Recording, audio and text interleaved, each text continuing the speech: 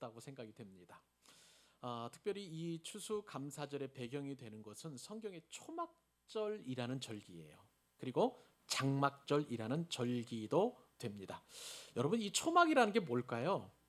초막이나 궁궐이나 내 주 예수 계신 곳은 그 어디나 하늘나라라는 그런 우리 찬양도 올려드립니다만은, 이 초막이라는 것은 말 그대로 풀로 지은 집, 그것이 초막이 되겠고요. 또 성경에 또 혹은 장막이라는 표현으로 이렇게 나옵니다. 장막이라는 것은 영어로 쉽게 얘기하면 텐트라고 보시면 되겠습니다. 그러니까 이 풀로 지은 집, 그리고 또 이 텐트를 기념하는 절기다. 이게 쉽게 잘 이해가 되지 않을 수도 있겠습니다만은, 출애굽을 기억하는 분이라면 이 출애굽 사건 가운데 이 초막과 장막이 어떤 의미인지 여러분 잘 아실 것입니다. 하나님께서 애굽에서 고통받는 이 히브리 사람들, 하나님 택한 하나님의 백성들을 모세를 통해서 이제 출애굽을 시키지 않았겠습니까? 그러면서 이제 가나안 땅을 향해서 가는데, 여러분, 그 광야 생활이라는 것이 집을 지으면서 살 수 있는 그런 상황은 아니잖아요. 그러니까 임시 거처로 풀로 집을 지을 수밖에 없었습니다. 그리고 텐트를 쳐서 그 안에 거할 수밖에 없는 것이죠. 그 절기를 생각하면서 기억해서 하나님 앞에 올려드리는 절기가 바로 초막절, 장막절로 보시면 되겠습니다. 자, 이 초막절과 장막절은 이제 가나안 땅에 들어간 이후에 수장절로 지키게 됩니다. 광야에서는 농사를 지을 수 없죠. 근데 가나안 땅에 정착한 이후에는 이제 농사를 지어서 이제 먹을 것을 공급받게 되는데, 여러분, 그 수장이라는 것은 거둘 숫자예요. 그리고 장이라는 것은 저장할 장자입니다. 그러니까 거두어서 저장한다라는 그런 뜻을 가지고 있는 장막절이라고 할 수가 있겠습니다. 장막절은 추수해서 그 추수한 것을 곳간에 드리는 절기, 죄송합니다. 그것이 바로 장막절이라는 수장절이죠. 수장절로 그런 지키게 되었습니다. 이런 감사절기는 신약 시대에도 이어져야만 했습니다. 예수님 때까지는 그게 이어졌는데, 그러나 로마의 압제를 당한 이후에, 그 다음에 예루살렘 성이 무너지고 난 이후에 이 절기는 점점 사라지게 되었어요. 그리고 나서 이 강력한 압제를 당한 이후에 이스라엘 백성들은 이제 전 세계로 흩어지게 되잖아요. 그것을 일컬어서 디아스포라, 흩어지는 사람들이라는 의미에서 디아스포라라는 그런 뜻을 가지고 있는데, 되면서 이제 이 절기가 점점 흐지부지 됩니다. 그 이후에 AD 313년 콘스탄틴 그 대제에 의해서 기독교가 국교화되면 이제 이 절기, 감사절기들이 다시 회복이 되면 얼마나 좋겠습니까마는, 근데 교회가 세속화되었어요. 중세교회, 이 가톨릭이 지배하는 이 시대에는 세속화되고 또 성경에서 멀어지게 되다 보니까 감사절기가 점점 또 사라지게 되었어요. 그러다가 1620년 어떤 일이 일어나게 되냐면, 영국에서 이제 청교도들이 미국으로 건너가게 됩니다. 그 전에 영국에서는 어떤 일이 일어났냐면, 피의 여왕이라고 하는 이 메리 여왕이 가톨릭 신자인데 정말 기독교인들은 극악적으로 탄압을 하게 되었어요. 그 이후에 이제 이 뒤에 여왕을 뒤를 이어서 이제 왕위에 오른 여왕이 엘리자베스 1세인데요. 이 엘리자베스 1세는 영국 국교회, 이제 보통 성공회라고 이렇게 이야기합니다. 성공회를 이렇게 국교로 받아들이면서 카톨릭을 배제를 하고, 동시에 눈의 가시화도 같은 이 기독교인들, 크리스천들을 계속 핍박을 합니다. 그러니까 그 압제와 핍박과 그 다음에 죽음과 그리고 가난을 피하기 위해서 101명의 청교도들이 메이플라워, 그러니까 5월의 꽃이라는 그런 뜻을 가진 배를 타고 이제 신대륙으로 건너가게 되었습니다. 근데 그 가는 여정이 참 험난하고 어려웠어요. 101명 가운데 무려 50명 정도가, 절반이 굶어 죽고 괴질에 빠져서 죽고 병들어 죽고 하는 그런 엄청난 어려움을 겪게 되었습니다. 그리고 나서 드디어 이제 매사추세츠 어디에 플리모스라는 곳에 이제 도착을 해서 그곳에 정착을 하게 되었는데, 그리고 이제 그곳에서 완두콩과 가져온 밀을 이제 재배를 하게 되었던 것이죠. 그런데 새싹이 돋을 때쯤에서 인디언들이 와서 농기구도 빼앗아가고 그 씨앗도 쌍난 것을 다 죽이고 하는 그런 엄청난 어려움을 겪게 되었습니다. 그러다가 인디언들과 평화 조약을 맺으면서 첫 추수를 얻게 되었어요.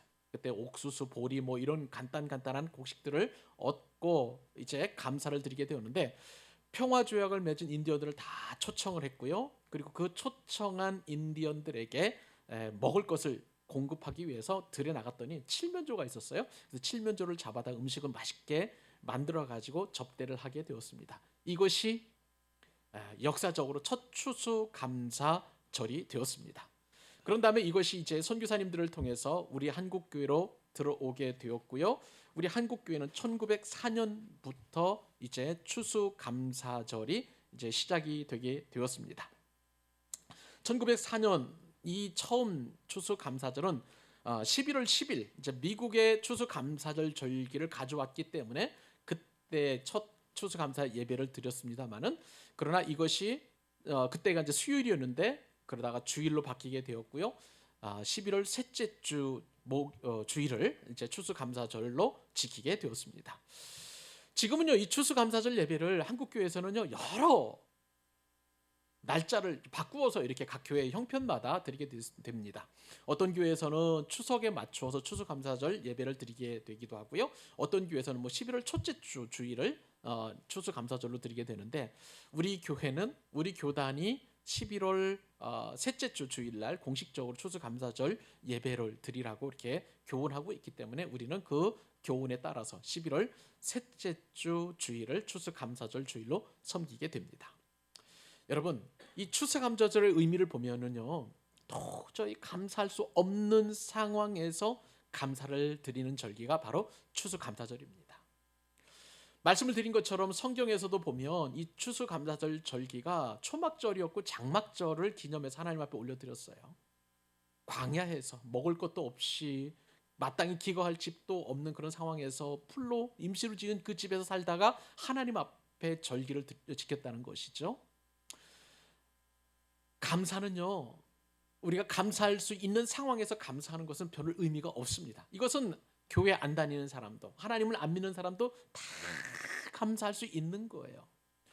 그러나 감사할 수 없는 이 상황 속에서 광야를 헤매었던 이스라엘 백성들처럼, 그리고 또 신대륙에 정착해서 먹을 것 하나 제대로 없고 질병과 가난과 추위와 궁핍 속에서 빠져 있는 그런 청교도들이 드렸던 이 추수감사절의 의미를 보면, 내가 오히려 지금 감사할 수 없는 상황이라면 하나님 앞에 추수감사절기를 올려드릴 수 있는 가장 최고의 적기라고 여기시면 되겠습니다. 사랑하는 여러분, 지난 한 해 동안 별로 추수할 것이 없나요? 그 어느 때보다도 지금 가난해져 있습니까? 내가 지금 질병의 고통 가운데 있나요? 내가 지금 어떤 삶의 어려움이 있나요? 곤고함이 있나요? 그렇다면요, 오늘이 바로 여러분들 추수감사 예배를 드릴 수 있는 가장 최적의 적기임을 믿으시기 바랍니다. 하나님께서 여러분들을 불꽃 같은 눈동자로 올 한 해 동안 잘 지켜주셨습니다. 여러분, 오늘 추수감사절 예배를 드리고 싶어도 드리지 못하는 분이 있어요. 어제 돌아가신 분이세요.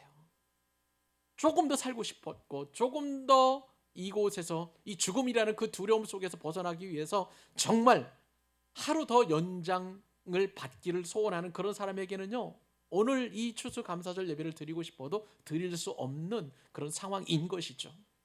여러분, 돈이 많다고 추수감사절 절기를 지킬 수 있을까요? 그렇지 못해요. 감사는 정말 하나님께서 우리 마음에 감동을 주셔야만 감사할 수 있기 때문에 감사할 수 있는 거예요. 여러분들은 적어도 지금 이 순간에 이 자리에서 하나님 앞에 감사 예배를 드리고 있잖아요. 그것은 하나님께서 여러분들 마음 가운데에 지난 한 해 동안 베풀어 주신 은혜에 대한 감사가 자연적으로 생성될 수 있도록 도와주신 줄 믿으시기 바랍니다. 성령님의 역사가 없이는 우리는 하나님 앞에 감사할 수 없는 거예요. 그래서 내가 지금 가난해도, 내가 지금 질병 가운데 있어도, 내가 지금 낙심해 있어도, 내가 지금 어려움 가운데 있다면 여러분, 오늘 하나님께서 이 추수감사절 예배를 기꺼이 받으시는 줄 믿으시기 바랍니다.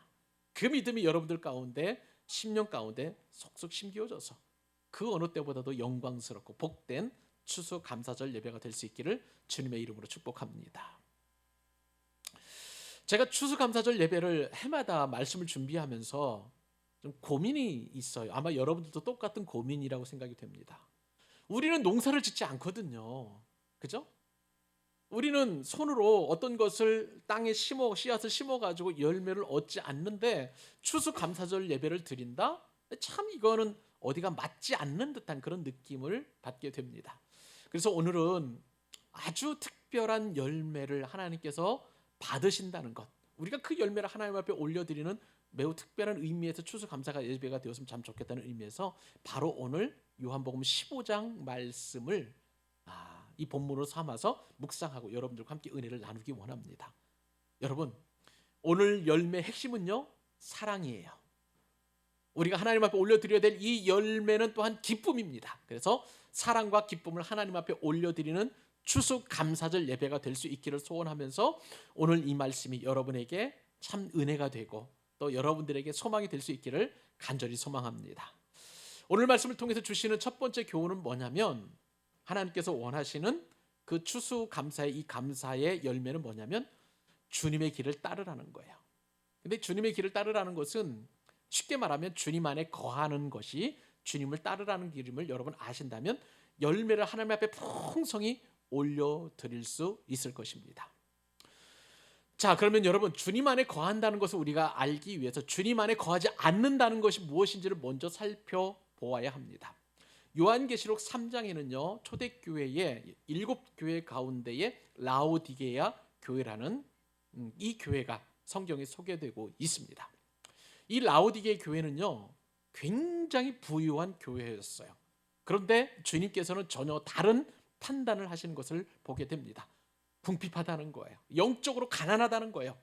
이 예수님께서 진단하시는 라오디게아 교회의 그 영적 궁핍함이 어떤 상황인지 여러분 같이 한번 우리 읽기를 원합니다. 요한계시록 3장 17절이에요. 자, 읽겠습니다. 한 목소리로 시작. 내가 말하기를 나는 부자라 부유하여 부족한 것이 없다 하나 내 곤고한 것과 가련한 것과 가난한 것과 눈먼 것과 벌거벗은 것을 알지 못하는도다. 라오디게아 교회는 부유한 교회였는데 그런데도 불구하고 예수님께서 가난하다 이렇게 진단하신다는 것은 굉장히 충격적인 일이라고 할 수가 있겠습니다. 우리는 보통 예배당이 크고요, 그 다음에 그 예배당에 출석하는 성도들이 정말 잘 사는 부자들이고 그리고 사람들이 참 많으면 우리가 다 일컬어서 부자교회다라고 그렇게 이야기합니다. 뭐 서울 강남에 있는 몇만 명 되는 교회, 그 교회는 정말 부자교회라고 우리가 누구나 다 인정하는 것이죠. 자, 라오디게아 교회는 이렇처럼 정말 부유한 교회였어요. 부자 교회였어요. 그런데 오늘 주님께서 이 라오디게아 교회를 보실 때에 진단을 해보니까 너희는 가난하다, 너희는 벌거벗었다, 너희는 가련하다, 너희는 영적으로 궁핍하다라고 그렇게 진단을 내리고 있습니다. 영적 상태가 정말 가난하다는 거예요. 궁핍에 빠져 있다는 것을 주님께서 진단하시고 있는 것을 보게 됩니다. 왜 그럴까요? 주님의 이 진단은요, 우선 예수님과 이 라오디게아 교회의 관계가 끊어졌다는 것을 말씀하는 거예요. 사람들이 보기에는요, 그 교회는 부자이고 사람들도 많고 그리고 그 안에 출석하는 성도들이 정말 넉넉한 경제적으로 재정적으로 그런 풍성한 그런 교회였지만 주님께서는 가난한데 왜냐? 나와의 관계가 끊어졌기 때문에 그렇다라고 주님이 진단하시는 거예요. 어느 정도였냐면요, 그래서 요한계시록 3장 20절에 보니까 이렇게 주님께서 말씀하십니다. 볼지어다 내가 문 밖에 서서 두드리니 누구든지 내 음성을 듣고 문을 열면 내가 그에게로 들어가 그로 더불어 먹고 그는 나로 더불어 먹으리라.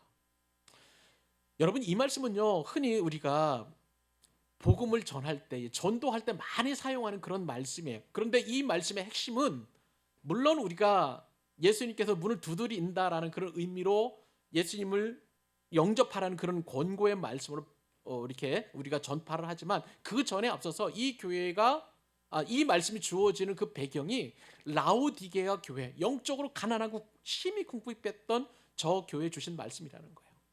주님과의 관계가 끊어져 있는 저 라오디게아 교회, 주님께서 계속 두드리는 거예요. 얘야 문을 열어라, 얘야 네가 문 좀 열어줬으면 좋겠다. 계속 두드리는 그런 상태에 있는 것이에요. 그러니까 주님께서 들어가고 싶어도 문을 꼭 닫고 있기 때문에 들어갈 수 없는, 주님과의 관계가 끊어져 있는 그런 상태가 바로 이 라오디게아 교회였다는 거예요. 여러분, 우리가 배고프면은요 음식을 찾아서 먹지요. 그죠? 몸이 아프면 어떻게 해서든지 간에 그 병이 나을 수 있도록 우리가 병원을 가든지 기도하든지 해서 그런 어떤 몸이 강건해지는 방법을 추구를 합니다. 그런데 라오디게 교회는 가난하고 궁핍함에도 불구하고 전혀 이 문제를 해결하려 들지 않았어요. 그렇기 때문에 라오디게 교회는 이것이 가장 큰 문제였던 것을 보게 됩니다. 우리가 예수님을 믿는 그런 어떤 성도 또 교인이라는 그런 어떤 사람들 가운데서도 영적 궁핍이 찾아온 사람들이 적지 않아요. 무슨 얘기입니까? 죄를 짓고도 얼마든지 하나님 앞에 나와서 예배를 드리는 사람들이 있고요. 거짓으로 살고 탐욕으로 살고 또 하나님의 말씀대로 살지 못하는데도 교회 봉사는 열심히 할 수 있는 그런 사람들이 있을 수 있다는 거예요. 자기는 교회도 다닙니다. 주일 성수하죠. 또 하나님께서 교회에서를 통해서 맡겨주신 그 사명도 감당하는 직분도 맡았어요. 그러면서 나는 정말 부자다. 나는 누구라도 나는 인정받는 그런 그리스도인이다라고 그렇게 하지만 그러나 실상은 주님이 보기에 관계가 끊어져서 영적으로 궁핍하고 가난한 사람이라고 진단받을 수 있다는 것입니다. 우리 성도들 중에도 이 라오디게 교회처럼 준엄한 책망을 받는 사람들이 있을 수 있는 거예요. 그렇기 때문에 우리가 가장 먼저 힘써야 될 것은 뭐냐면 무엇보다도 영적인 이 가난, 영적인 궁핍에서부터 벗어나야만 하는 거예요. 여러분, 어떻게 우리가 영적인 궁핍에서 벗어날 수 있을 거예요? 그것은요 바로 주님께서 요구하신 것처럼 주님을 따라가면 됩니다. 주님과 함께 더불어서 동행하고 주님께서 들려주시는 말씀을 듣고 주님이 가시는 곳이라면 얼마든지 가면 우리는 영적인 풍요로움과 부요함을 누릴 수 있는 거예요. 그런데 주님을 따르기가 참 쉽지 않습니다. 더군다나 주님께서 이 말씀을 오늘 요한복음 15장 말씀을 하신 것은 뭐냐면요, 이제 예수님께서 주님을 따라서 영적인 부요함과 풍요로움을 누려야 되는데 이제 곧 예수님께서는 십자가에서 죽으시고 부활하셔서 하늘로 승천하신단 말이에요. 자, 그런다면 그 이후의 제자들은 어떻게 예수님을 따를 수 있을까요? 그 문제에 대한 해답을 주님께서는 멀리 내다보시고 바로 이 말씀을 해주는 것입니다. 주님은 포도나무라는 거예요. 그리고 우리는 가지라는 거예요. 그래서 포도나무이신 주님께 우리가 접붙임을 당하기만 하면, 즉 우리가 주님 안에 거하고 주님이 우리 안에 거하시면 우리가 열매를 자동적으로 풍성하게 부유하게 맺을 수 있다는 것이 주님께서 오늘 본문을 통해서 여러분들과 저에게 주시는 말씀인 거예요. 우리는 주님과의 관계없이 열매를 맺으려고 할 때가 얼마나 많은지 몰라요. 내가 열심을 내어서 주님 앞에 충성하고 봉사하고 또 그렇게 하는데 이것은 오래 가지를 못해요. 내 열심과 내 능력을 가지고 열매를 맺으려 한다면 그 열매는 우리가 맺을 수 없다는 거예요. 주님께서 열매를 맺는 자연스러운 방법은 주님 안에 거하는 거예요. 우리가 주님 안에 거하고 주님이 우리 안에 거할 때에 자연스럽게 열매를 맺는다 말씀하시는 것입니다. 그래서 주님께서 이렇게 말씀하시죠. 요한복음 15장 5절 오늘 말씀입니다. 같이 한번 또 한 목소리 읽습니다. 시작. 나는 포도나무요 너희는 가지라. 그가 내 안에 내가 그 안에 거하면 사람이 열매를 많이 맺나니 나를 떠나서는 너희가 아무것도 할 수 없음이라. 여러분 한번 상상해 보세요. 저도 예전에 포도 농장을 가보았는데 포도나무는 사실 여러 가지 면에서 쓸모가 없는, 열매를 맺지 않으면 포도나무는 그냥 땔감밖에 될 수 없는 그러한 나무에 불과합니다. 포도나무가 소중한 것은 열매를 맺기 때문이죠.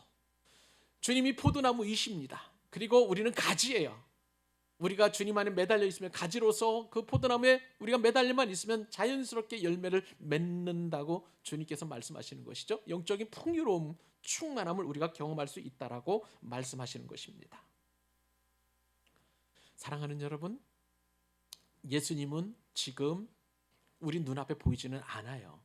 그런데 놀라운 사실은 예수님의 영이신, 예수님 보내신 진리의 영이신 성령님께서 우리 안에 거하시는 거예요. 이미 약속하신 곳이에요. 너희가 내 안에 거하고 내가 너희 안에 거하면, 이미 예수님께서는 우리 안에 성령으로 거하십니다. 그러므로 우리가 해야 할 일은 이제 그 예수님 안에, 성령님 안에 거하는 일이에요. 그러면 우리가 풍성하게 열매를 맺을 수 있다는 거예요. 이것이 바로 서로 관계를 맺는 것입니다. 추수감사절에 여러분들을 축복합니다. 사랑하는 여러분, 예수님 안에 거하실 수 있기를 축복합니다. 주님은 이미 우리 안에 거하시기 때문에 우리는 이제 해야 할 일은 열매를 맺는 거예요. 그런 부유함, 풍요로움, 열매 맺음이 여러분의 인생 가운데 흘러넘칠 수 있기를 주님의 이름으로 축복합니다. 자, 그러면 여러분, 오늘 두 번째 주시는 교훈은 무엇일까요? 그것은 우리가 주님 안에 거할 때 맺는 열매가 있는데, 그 열매는 뭐라고요? 사랑입니다. 사랑이라는 열매를 맺어야 된다는 것입니다. 예수님이 우리 안에 거하시고요, 또 우리가 예수님 안에 거한다는 말, 주님은 포도나무이고 우리는 가지란 말이 참 듣기는 좋아요. 그런데 안타깝게도 전혀 실감이 안 나는 분들이 있다는 게 문제입니다. 우리가 예수님 안에 거하고 예수님이 우리 안에 거한다는 그 사실이 도무지 실감이 나지 않는 그런 성도들이 있을 수 있어요. 그렇기 때문에 이런 사람들은요, 변화가 없어요. 그리고 기쁨이 없고 사랑을 주지도 못하고 또 받지도 못하는 안타까운 일이 벌어지고 있는 것입니다.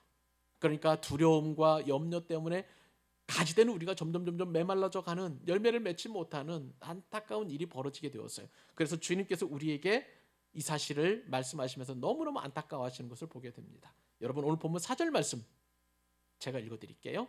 가지가 포도나무에 붙어 있지 아니하면, 자, 스스로 열매를 맺을 수 있나요? 없어요. 맺을 수 없음 같이 너희도 내 안에 있지 아니하면 그러하리라. 여러분, 우리가 주님 안에 거하면 사랑할 수 있어요. 기쁘게 살 수 있는 것입니다. 그런데 우리가 왜 사랑하지 못할까요? 왜 우리가 기쁘지 못할까요? 그 이유는 다른 이유가 없어요.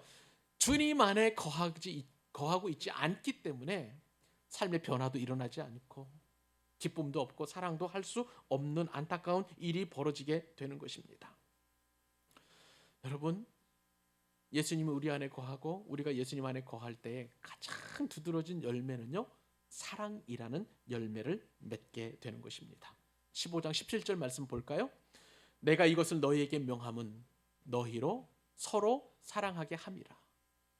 여러분, 우리가 서로 사랑하면은요, 이것으로서 우리가 예수님의 제자인 줄 알 뿐만 아니라 이것이 바로 주님이 우리에게 거할 때 맺는 열매라는 것을 우리가 알 수 있습니다.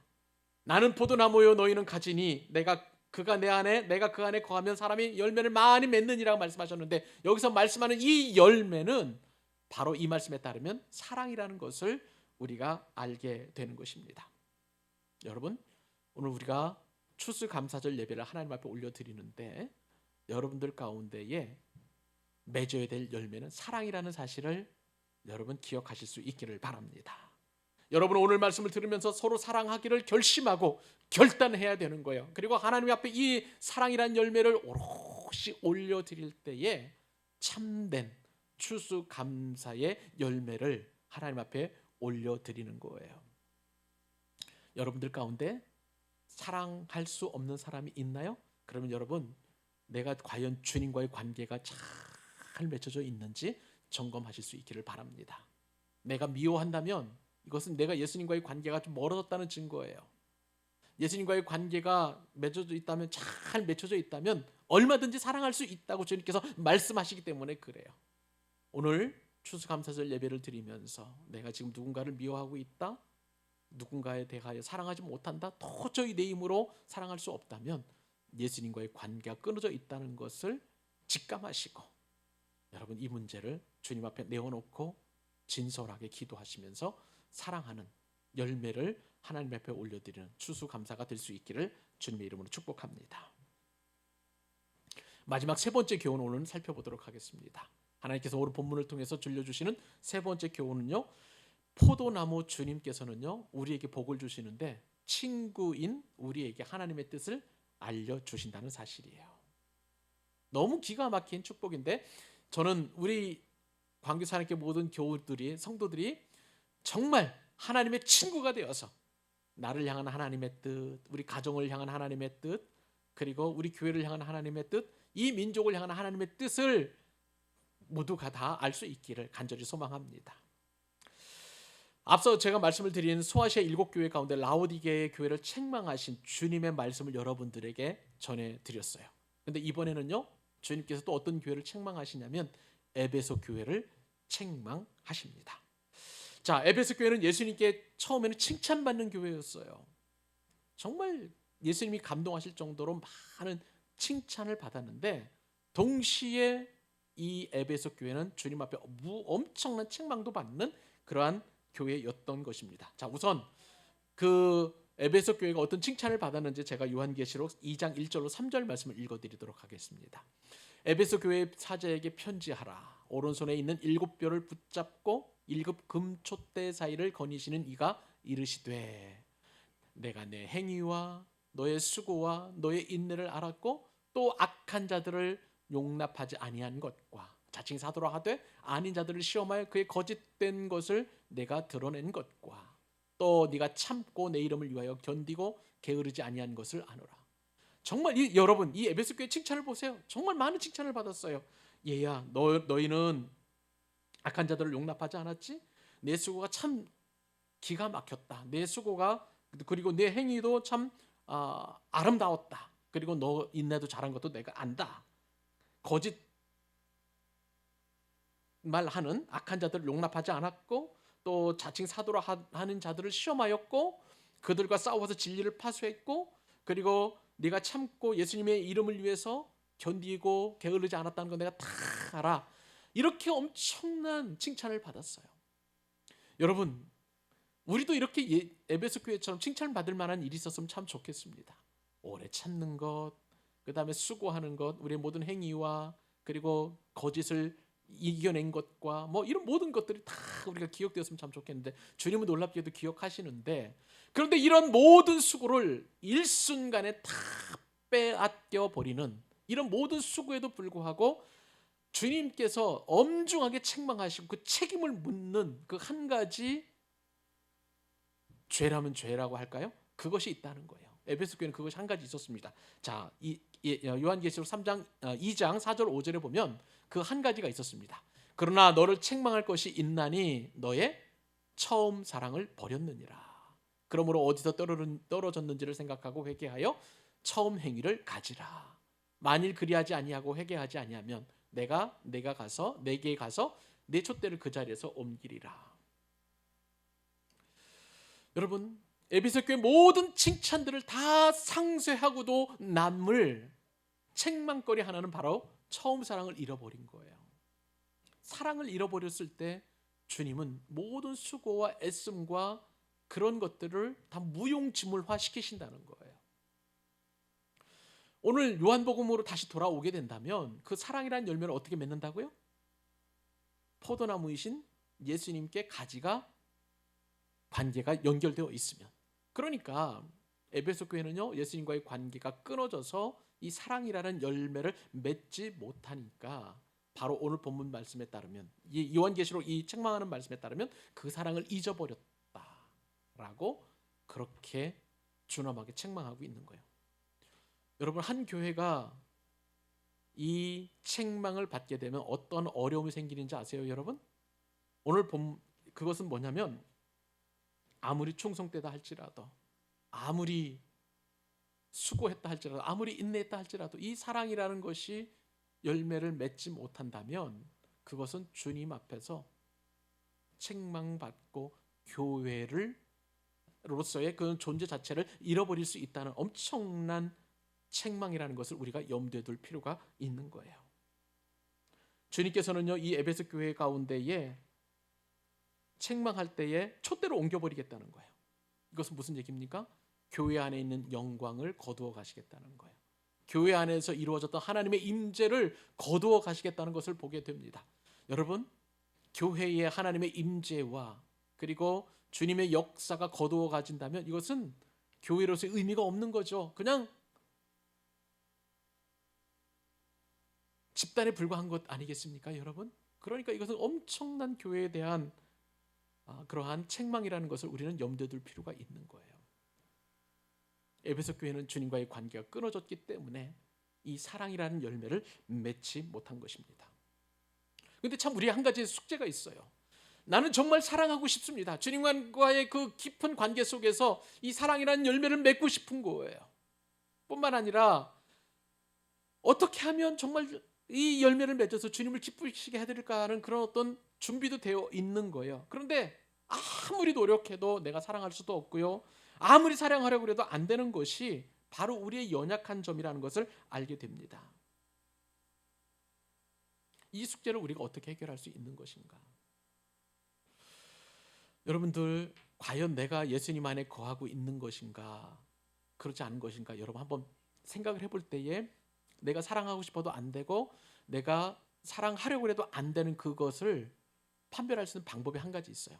여러분 안에 기쁨이 있다면 예수님 안에 거하는 것이고 이제 곧 사랑의 열매를 맺게 될 것입니다. 그러나 기쁨이 없다면 여러분 사랑의 열매를 맺을 수 없는 거예요. 그래서 예수님께서 11절로 12절, 오늘 본문 11절과 12절을 이렇게 말씀하십니다. 내가 이것을 너희에게 이름은 내 기쁨이 너희 안에 있어 너희 기쁨을 충만하게 하려 함이라. 내 계명은 곧 내가 너희를 사랑한 것 같이 너희도 서로 사랑하라 하는 이것이니라. 그러니까 우리가 기쁨이 있고 예수님이 내 안에 거하니까요, 관계가 맺어져 있으니까 내 안에 기쁨이 있고 그 기쁨으로 말미암아 우리가 사랑이라는 이 열매를 맺을 수 있다는 거야. 그런데 예수님께서 내 안에 있는 것처럼 여겨지는데 그러나 기쁨이 없다. 그것은 나만의 착각이라는 것이죠. 그렇기 때문에 내가 상황에 상관없이 형편에 상관없이 기쁘고 그리고 그 기쁨이 넘쳐서 사랑을 할 수 있도록 하는 것이 바로 우리가 예수님 안에 거하는 삶이라는 것입니다. 여러분, 예수님은 진리의 영으로 우리에게 성령을 보내주셔서 이미 우리와 함께 하십니다. 이것은 이미 완전히 이루어진 일이에요. 이제는 우리의 역할입니다. 우리가 그 예수님께서 내 안에 계심을 믿고 그리고 우리가 기쁨이 넘치도록 늘 우리가 주님과의 관계를 점검해 본다면 그 기쁨으로 말미암아 우리가 서로 사랑할 수 있는 것이고 이것이야말로 추수감사에 우리 주님께서 정말 받으시기 기뻐하시는 그런 열매라는 사실을 기억하실 수 있기를 바랍니다. 이런 사람을 일컬어서요 예수님께서는 우리로 하여금 친구라고 말씀하십니다. 14절이죠. 너희는 내가 명하는 대로 행하면, 너희가 기쁨이 있고 그리고 그 기쁨이 넘쳐 서로 사랑하게 된다면 너희는 곧 나의 뭐라고요? 친구라는 거예요. 여러분, 놀랍게도 우리를 친구로 여겨주신다는 것입니다. 온 우주를 창조하신 하나님의 친구라는 거예요. 우리는 하나님의 친구 한 사람을 알고 있습니다. 누구일까요? 창세기 말씀, 우리가 계속 주일마다 우리가 말씀을 듣게 되었는데 하나님의 친구라고 여겨진 사람이 누구예요? 아브라함이라는 거 여러분 잘 아실 겁니다. 창세기 18장에 보니까 천사들과 함께 하나님이 아브라함을 신방하셨습니다. 아브라함은 이 세 사람들이 하나님이시라는 것을 처음에는 모르고 그냥 가서 손님들을 대접했어요. 가장 귀한 송아지, 그 다음에 가루를 만들어가지고 요리를 뚝딱뚝딱 만들어가지고 급하게 이 하나님 일행을 대접을 했습니다. 그때 하나님께서 너무나 흡족해 하셨죠. 그래서 내가 내년 이맘때에 아들을 얻으리라 엄청난 축복의 말씀을 하시고 또 한 가지 말씀을 아브라함에게 알려주셨어요. 뭡니까? 소돔과 고모라의 멸망을 말씀하셨던 것이에요. 하나님의 친구에게는요 숨길 것이 없는 거예요. 하나님의 친구에게는요 하나님의 은밀한 계획을 말씀해 주신다는 것입니다. 아브라함에게 소돔과 고모라의 멸망을 말씀하실 정도로 하나님께서는 친밀한 관계를 아브라함과 형성하셨고요. 그런 아브라함에 대해서 이사야서 11장 8절 말씀에 보면 41장 8절 말씀에 따르면 주의 벗 아브라함이라고 이렇게 표현했고요.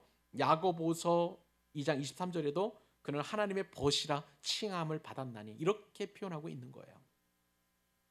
사랑하는 여러분, 우리가 주님 안에 거하고 그리고 기쁨으로 사랑의 열매를 맺게 되면 우리를 친구라고 말씀해 주신다는 것입니다. 친구 대신 우리에게는요 하나님께서 당신의 은밀한 뜻을 알려주시는 거예요. 장차 일어날 일들을 말씀해 주시는 거예요. 우리는 하나님의 뜻을 알면 정말 기쁘게 순종할 수 있을 것입니다. 그런데 나를 향한 하나님의 뜻, 우리 가정을 향한 하나님의 뜻, 그리고 우리 교회를 향한 하나님의 뜻을 알려주시겠다라고 말씀해 주시고 계십니다. 여러분, 추수감사절에 우리가 사랑이라는 이 열매를 올려드렸을 때 하나님 우리를 친구로 여겨주시고 우리에게 하나님의 뜻을 알려주신다면 이보다 더 큰 복은 없는 줄로 믿습니다. 그러므로 여러분들을 축복하고 싶어요. 사랑하는 여러분, 포도나무이신 예수님께 우리가 가지가 되어서 밀접한 관계를 맺기를 소망하시기 바랍니다. 이미 우리는 가지예요. 분명한 것은 우리가 기쁨으로 사랑의 열매를 맺는 것이에요. 그 열매를 맺을 때에 우리는 하나님의 뜻을 알고 그 뜻대로 또한 우리가 살아갈 수 있는 믿음과 용기를 얻게 된다는 사실이에요. 2023년 추수감사절에 비록 우리 환경은 열악하고 우리는 가난하고 부족하지만 또 우리는 병들어 있고 연약하지만 그 어느 것 하나 감사할 수 있는 환경은 아니라고 하지만 그러나 하나님께서는 우리에게 엄청난 열매를 맺어가지고 눈에 보이는 가시적인 열매를 맺어서 하나님을 기쁘시게 해달라, 그것이 아니라는 거예요. 가지로서 기쁨을 가지고 사랑의 열매를 맺으라. 그래야만 내가 너를 친구로 여기겠다라고 말씀해 주시는 것입니다. 그 말씀을 붙들고 넉넉하게 하나님과 동행하는 기쁨을 누리는, 그리고 그 축복을 내 것으로 삼는 여러분 되시기를 우리 주님의 이름으로 축원합니다.